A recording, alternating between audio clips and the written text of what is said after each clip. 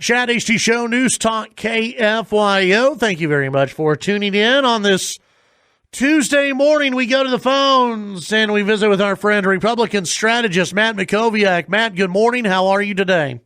I'm doing great, Chad. Good morning. Good morning. Great to have you on the program. Let's start off with a story that came out yesterday evening, maybe last night, Dallas Morning News, with the headline, Texas Republican Party's 2020 election strategy document lands in Democrats' hands. What do you know about this, and what's is this a cause for concern for Republicans?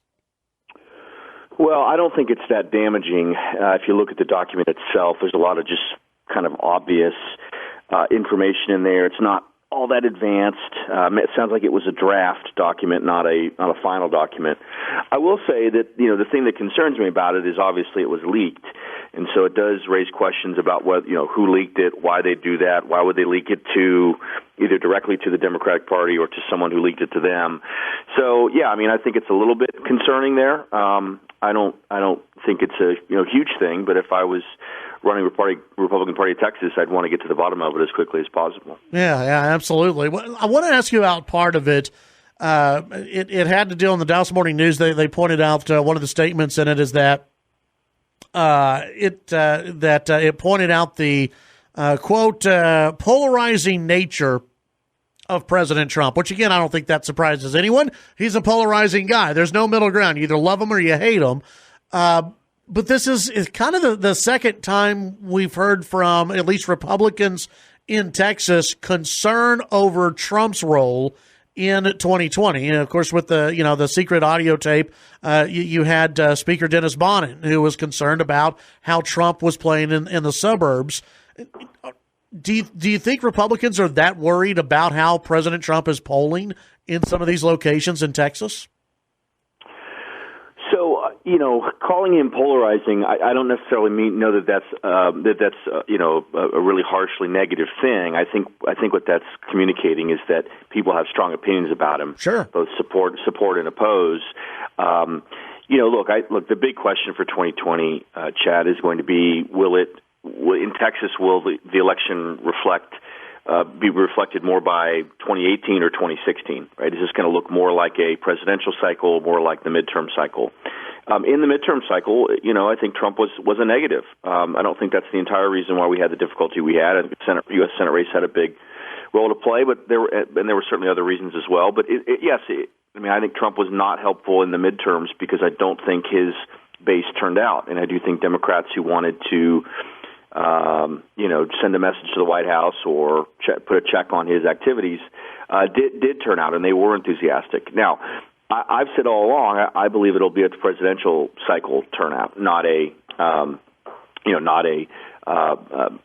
midterm cycle. So I think we're going to revert to the mean in Texas. But look, we're still in the midst of significant demographic change. Democrats are fired up. They're raising a lot of money. There are, couple dozen, maybe 3 dozen really, really competitive races that are going to matter. So we'll have to see how it all plays out. My hope is that number one, that Trump, is in a stronger position politically 6 or 9 months from now than he is now. But even more so, I think the contrast between him and whoever the Democrats nominate, I think, is likely to be a positive contrast. And we didn't have that in the midterms. We basically had. It was kind of a referendum on Trump, even though Trump's voters didn't, to a large extent, turn out. So I think there's an opportunity for Trump to win Texas by a good margin. He won it by 9 points in 2016. I think he could win by the 6 to 8 point margin would be my guess. But we'll have to see kind of who they nominate, what the economy looks like next year, what's happening with the China trade talks, where the economy is in terms of if we're slowing down or if we're still growing or if we're in a recession. Huge questions and variables for next year. Yeah, absolutely. What do you think about how the Democrats are handling this impeachment deal now that the main public hearings are over? I think there's going to be more in the future. But last week was supposed to be the big week, and it doesn't look like it was a big week for the Democrats.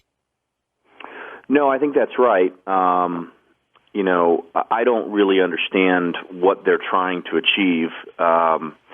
mean, I think at this point they recognize impeachment's not going anywhere in terms of their ultimate goal.